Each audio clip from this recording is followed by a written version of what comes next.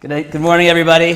My name is Ramey. This is John Ollwerther. We're here from Measure. We're here to talk to you about the drone industry and everything encompassing it, and what we do and what our company does, and the role that we play in this very quickly changing industry. Great, Greg. Thank you. Thanks for leading it off. I was hoping that you could just tell everybody a little bit about your background, how you got to the drone industry, because I think it's a pretty unique story. It is definitely untraditional. I started off in the entertainment business. I worked my way up to an agent at a talent agency, booking concerts, tours, festivals around the world. I then I had this strong interest in technology. I found myself in the right place at the right time and helped start a company called Blade, which is a short distance aviation company. That's the technical way to say it. What we did was we started helicopters to the Hamptons, and we did it on a scheduled basis and a crowdsourcing basis, and quickly became the largest short distance arranger of aviation in the country. From there, I was there for about three and a half years. John approached me rather with an opportunity that I could merge my interest in entertainment and aviation. And that was in drones, and that's where I am now with Measure. We run the arts and entertainment division of Measure, which we'll get into, and I can't wait to tell you about it. Yeah, so Eventful Forum approached us and asked if we would speak today about drones, and there are a number of topics in the drone business. I think Greg's background is particularly interesting because he came from the manned aviation world. And when you look at somebody who has a background in aviation coming to the drone service world, it really talks about, okay, you have a legacy industry, and now you actually have somebody moving into a brand new nascent space, and it talks about the opportunity that's there. Right. And Greg's background is sort of the perfect melding of art, tech, and business to sort of fill out our team.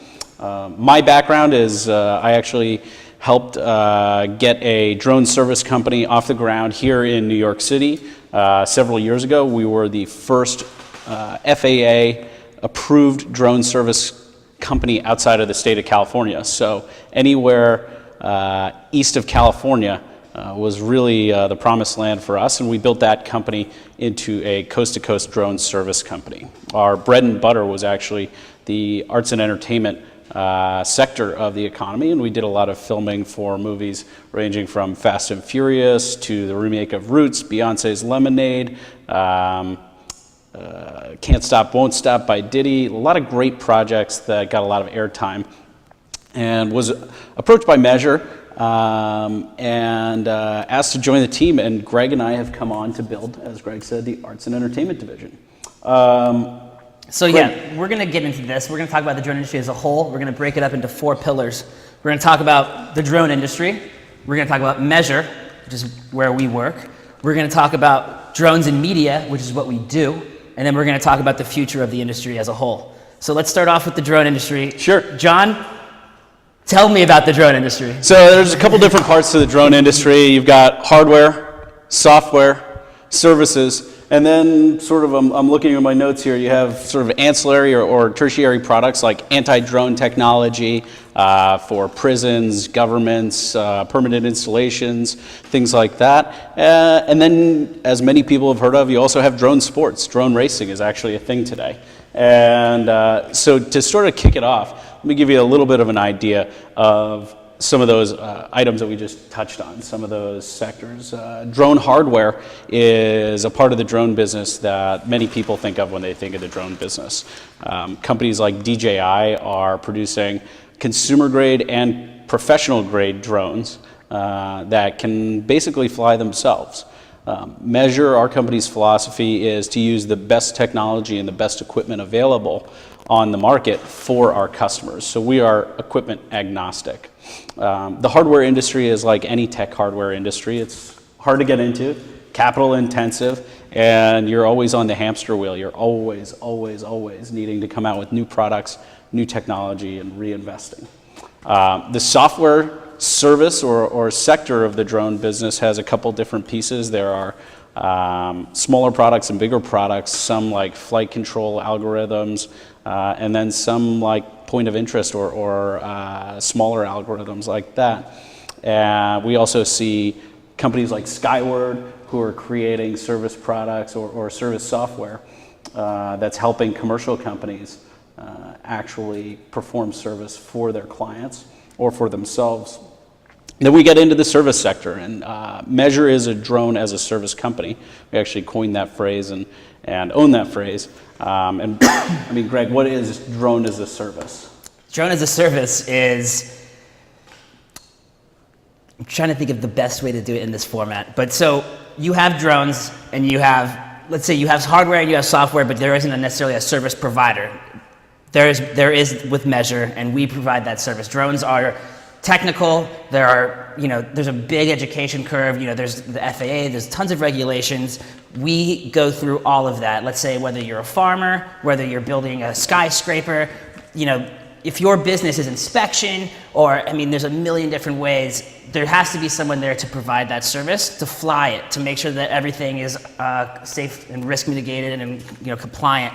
And we provide that service. Yeah, the way that I look at it is, in any industry, when you have nascent technology, there are some people who are going to want to build in-house capability, and some people who are going to want to buy that capability. Right. Some people, whether it's a cleaning service for your office, some companies want to do their own cleaning, and some companies just want to farm it out. Right. Now, that's not quite as glamorous as drone service, but it's a good example. Right. Well, people don't always think about drone services because they don't know how big this industry is. That's correct. But this is regulated by the government. There's so much going on that, and the level of volume of the flights. When you deal with anything in the airspace, and I can tell you that from the manned aircraft world, it's incredibly granular with the rules and regulations, and we abide by all of that. And people don't, people think that they're just, hobbyists can fly around, and sometimes some people still are, but that's not going to be able to, have any scalability. Yeah, absolutely. And there are real consequences when you do violate those rules. We know of one $2 million fine that was issued by the FAA for someone who is using a drone incorrectly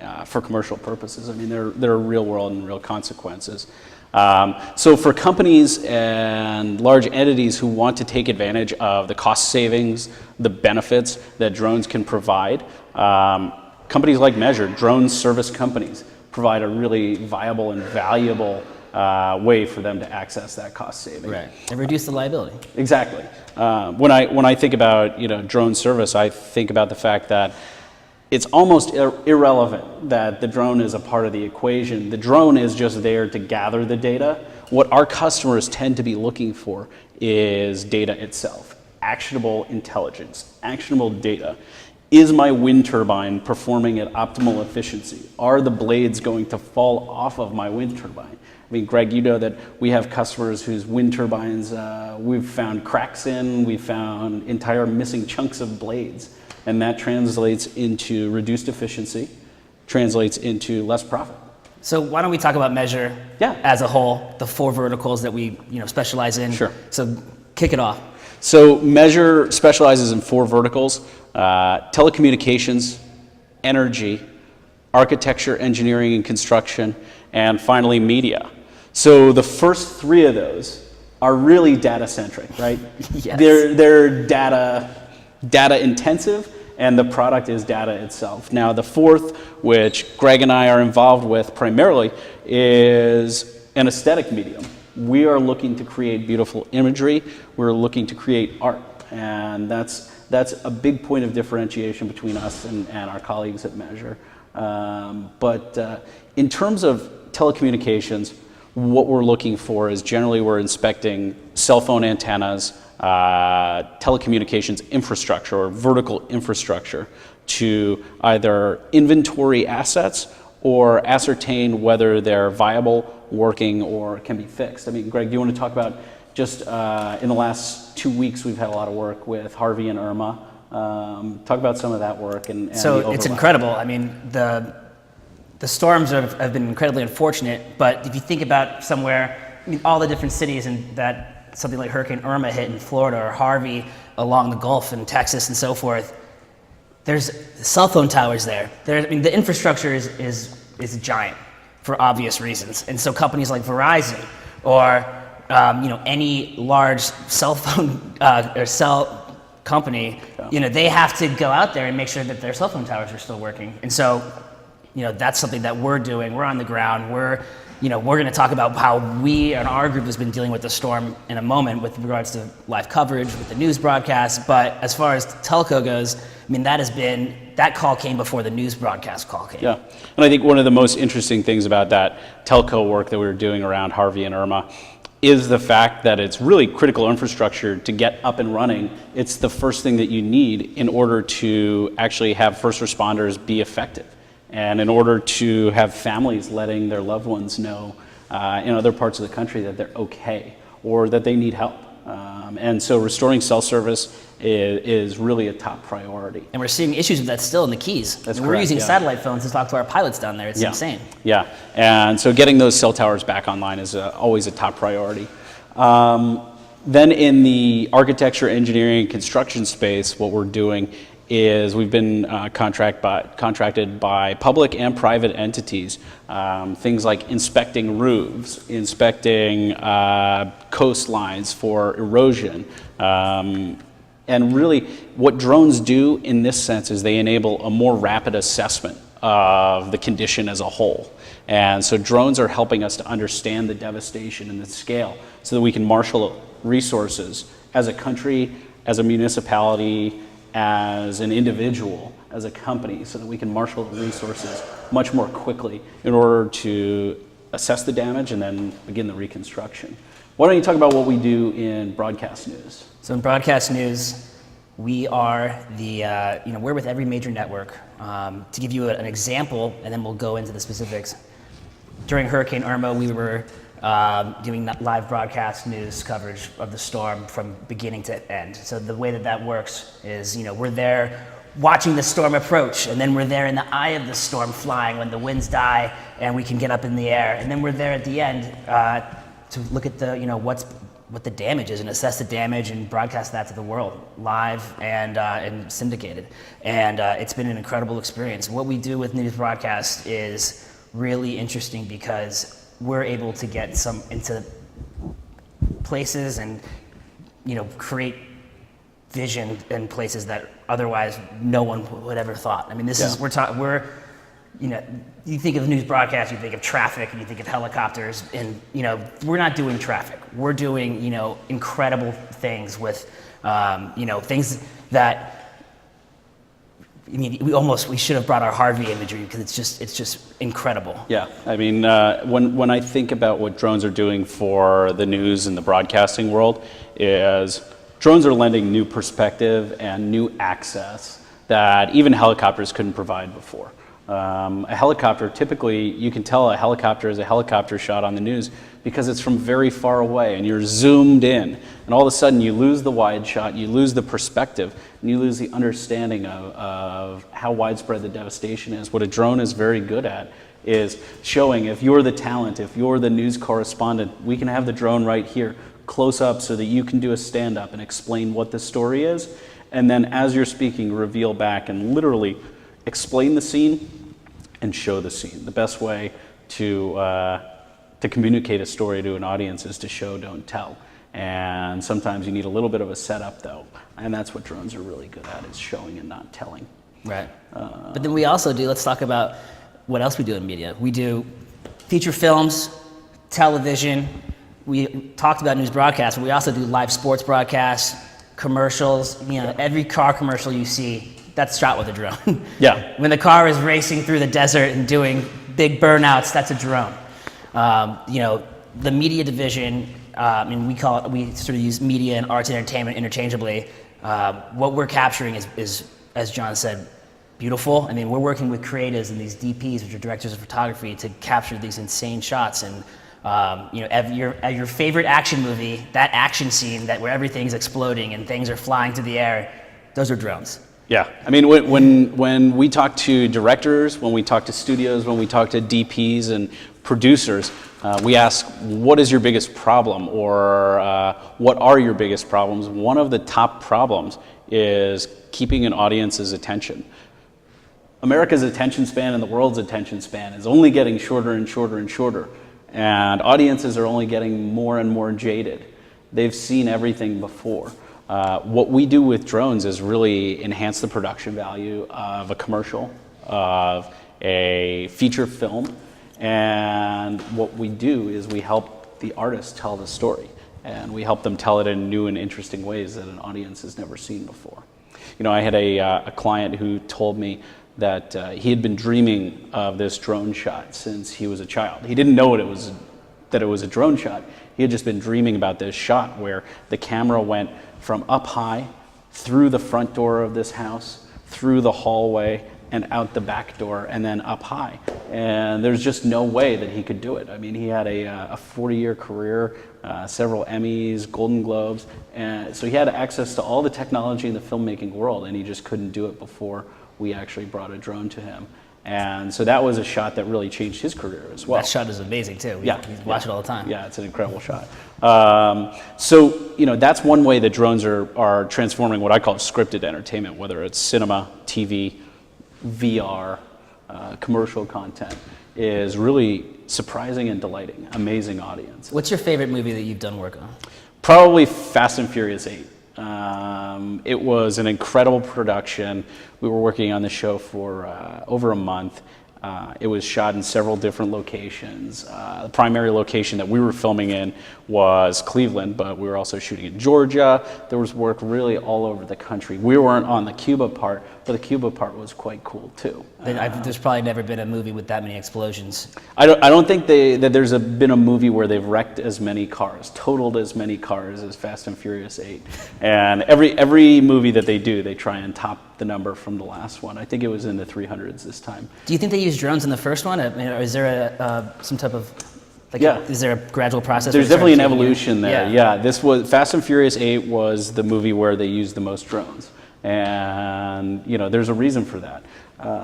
Fast and the Furious, drone technology really wasn't available to the cinema public at that point. At that point in time, drones were really the scary military eye in the sky that many people still think about. But the commercial drones that we use are very different. They're multi-rotor, so they have a bunch of different propellers around them. They're stable in flight. They can hover, they can land, they can take off. They can go, sometimes some of them, up to 60 miles an hour or even more.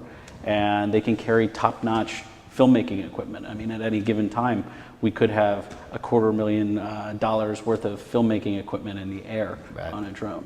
And to give you guys an idea of this, how big this is, I think it's safe to say, and tell me if I'm wrong, every single movie being filmed outdoors has a drone on set at least one or two of the days.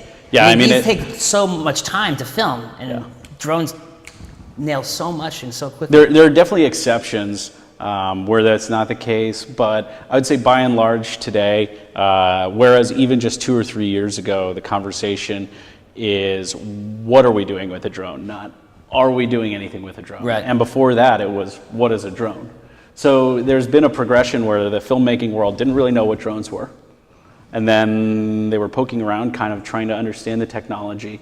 And there were enough creative people who actually used drones to enhance their show or their movie or their commercial that other creatives jumped on the bandwagon and said, wow, this is just too good not to use. Right. A great example of a movie that you wouldn't think of using drones, but actually really did, it's called The Eyes of My Mother. And that was a film that did quite well at Sundance a couple years ago.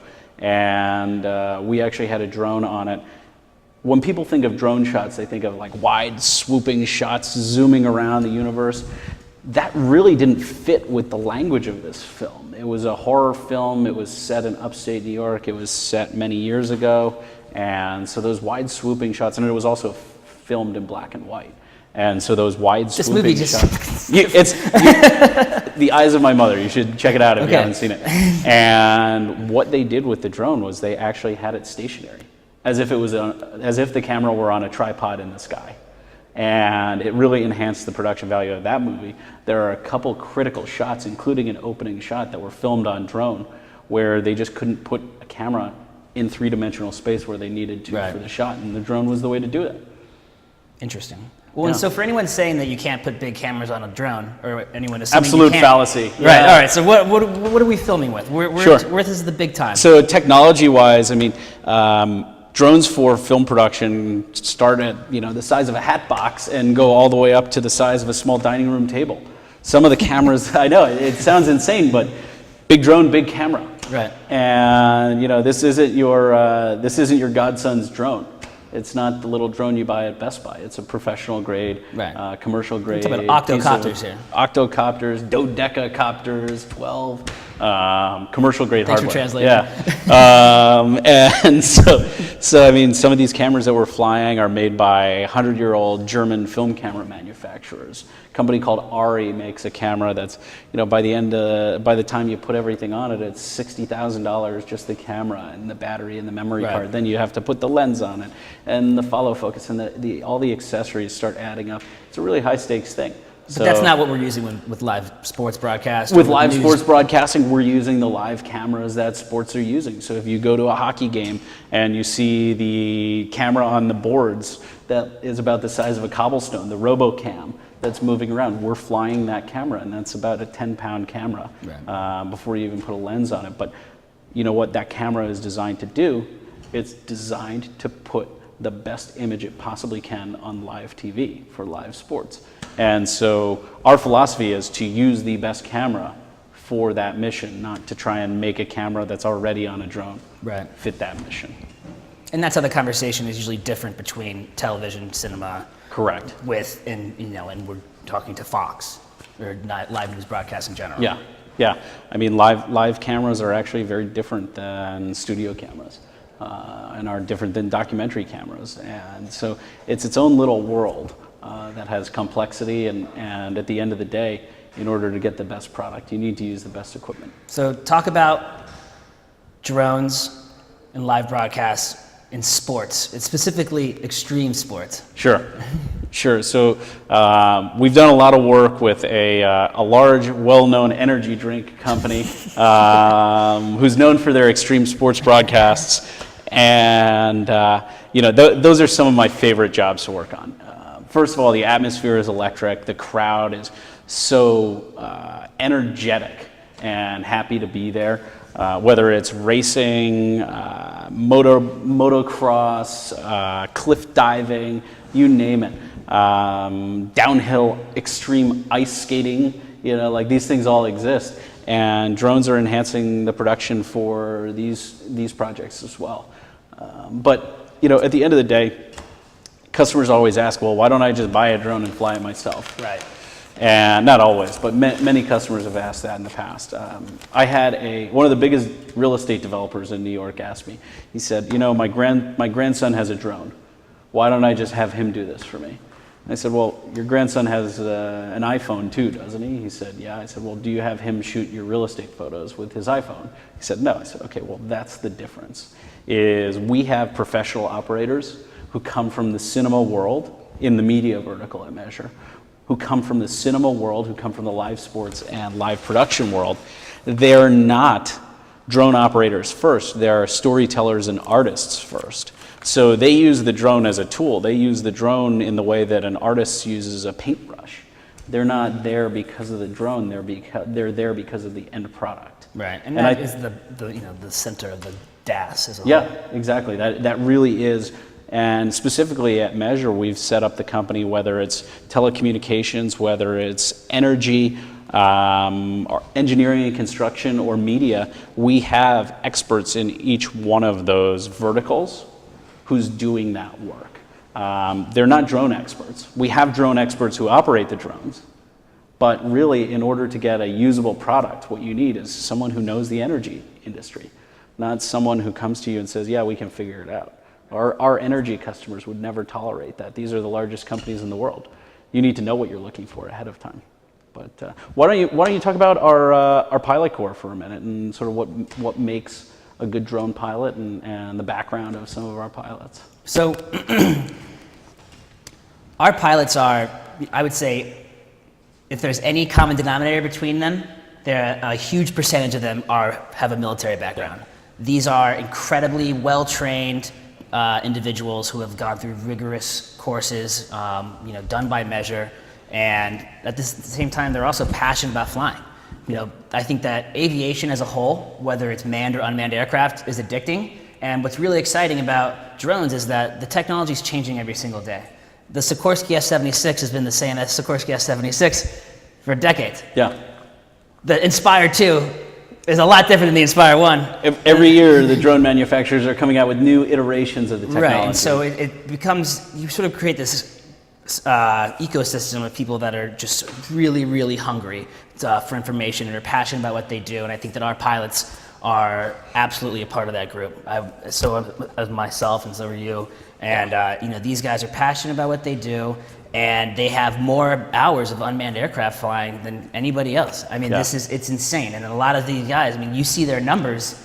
I don't even know how they did it. I mean, some of them have thousands and thousands and thousands and thousands of hours of unmanned aircraft experience. Right, which is, totally different than flying an airplane across the country a few times. I mean, we're talking about guys that have been doing this in the field, doing turbine inspection for years. And this is a new industry. Yeah. And so I think that bringing that experience to the table for our clients is huge, and it's unrivaled, really. You know what it really does is, at the end of the day, it marks the assuredness of outcome for customers in the business. When you're hiring somebody, when you're outsourcing something, you want to know that you're going to get the product that you're paying for. Right. And having a lot of our pilots, as you said, have a military background. You give them an objective, they will complete the objective. Right. Without a doubt. And also, there's just this culture of safety that is flowing through our pilot corps. If something is not safe, they will not do it. And at the end of the day, yes, there are going to be customers who are sometimes short-term upset. What I would say short-term upset, who are going to be upset for 40 minutes, upset for 10 minutes. But at the end of the day, what our pilots are doing is making sure that no one gets hurt, making sure that none of your assets or capital infrastructure gets hurt, and protecting your brand.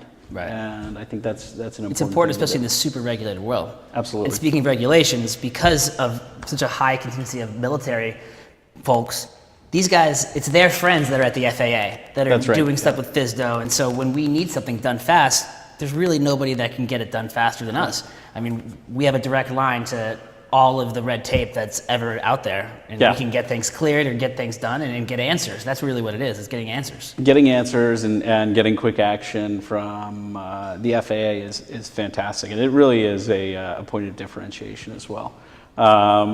In terms of, let's move on a little bit. Okay. Let's talk about the future of drones. All right.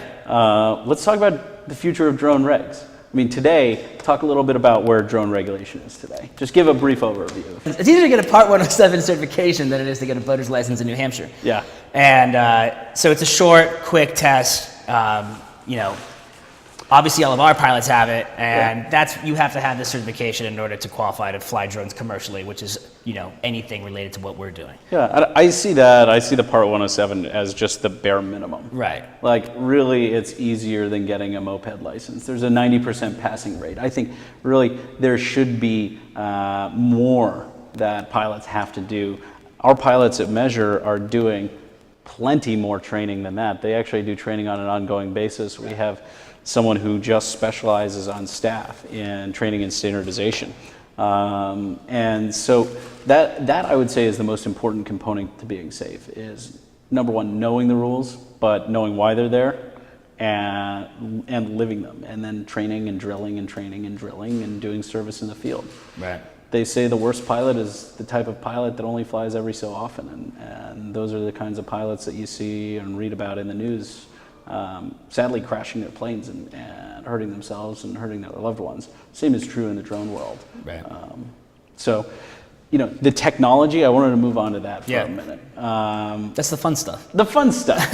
Why'd you stick me with the board? Exactly. Technology-wise, people ask all the time, where is drone technology going? Is it maxed out? Is it just on the start of the upward curve?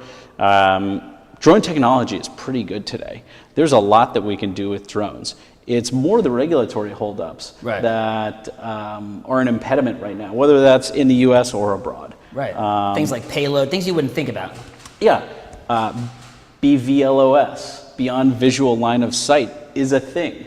In order to have a drone delivery service, we have to have the ability, almost have to have the ability, to fly beyond visual line of sight. In other words, to fly beyond where the pilot can see. whether they're somewhere isolated in a control room or it's just over the horizon for a viable service to exist. That will happen in America someday. We don't know whether it's 3 years away, 5 years away, or 10 years away. Tomorrow. But I don't think it's going to be tomorrow. But we'll put money on that later. But BVLOS is really important. Right now in America, blanket, you cannot fly over anyone's head with a drone. That's a blanket rule. Now there are a couple small exceptions to that, but... Can you talk about how we combat that with live sports? Yeah, so with live sports, what we're doing to film with drones is sometimes we're roping off areas, sometimes we're operating in areas where spectators aren't, and... like a golf course. Like a golf course, for example. Sometimes we're flying from off the course. Right.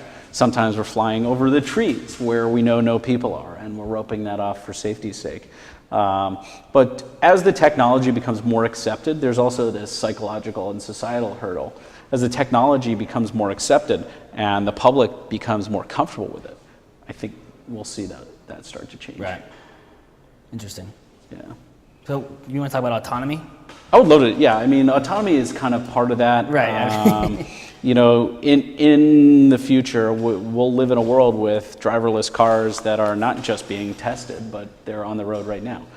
Today, driverless vehicles are actually better drivers than humans. They have a lower accident rate than a human driver. It's more the fact that we as a society don't understand the tech yet and the implications. There are ethical issues as well. But so, what the biggest stage that autonomous drones have been on, would you say, was the Super Bowl with Lady Gaga? Yes, I mean those drones. That's a pretty darn big stage. Yeah, absolutely. I mean, what was interesting about that show is because of drone regulations and FAA regulations, that was filmed like 3 days before, and then they cut to Lady Gaga jumping through the stadium roof. Right. So what blocked that? Because it's over people, things we already touched on? It was over people, but it was also a TFR, which is... Understood, yeah. Temporary flight restriction. Yeah. So that kind of thing you're going to see more and more of as we go down the road. Drones just becoming a part of the everyday fabric of your life. Right. That makes some people uncomfortable. There are privacy concerns. There are noise concerns. I think a lot of existing regulation covers that. There are existing privacy laws. And when I think about the best laws in society, they're laws that cover behavior, not technology. They cover behavior and intent, not technology. Just like with a vehicle, just like with an automobile. Right. Well, and think about this. I mean, you want to, clearly there's a lot of regulation when we can't, that applies to drones and aircraft when we can't fly during the Lady Gaga show because of a TFR. Exactly. When you can't fly an airplane right over the stadium and you also can't fly part of the show. Yeah. I mean, it's crazy. Yeah. So anyway, the future of drones is very bright. That's obvious to anyone in the tech world and now so many people in the nation at large. Drones are already becoming a part of the fabric of society with news broadcasts, with TV and cinema, with really inspecting the energy infrastructure that delivers power to your home. Most people in America have already been touched and affected by a drone in some way. They just don't know it yet. So as we move forward, I think the public is going to become more aware of that. And what's a very sexy technology right now is probably going to become de rigueur and a little bit, right. a little It takes bit boring. care of the dull, dirty, dangerous, which is what we always hear. Exactly.